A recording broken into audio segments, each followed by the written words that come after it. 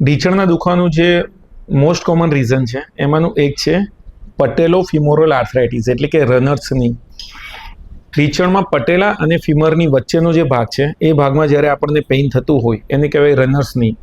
જે લોકો વધારે દોડતા હોય, ભાગતા હોય, કૂદવાનું રહેતું હોય, પલાઠી વાળીને વધારે બેસવાનું રહેતું હોય, એમને પટેલાની પાછળના ભાગે એટલે કે ઢાંકણીની પાછળના ભાગે પેઇન થવાનું શરૂ થાય, જેને રનર્સની કહેવાય. આ પેઇન થાય ક્યારે જ્યારે તમે બેસીને અચાનક જ ઊભા થવા જાઓ, જ્યારે પલાઠી વાળીને પગને સીધો કરવા જાઓ, એ ટાઈમે આપણને પેઇન થતું હોય.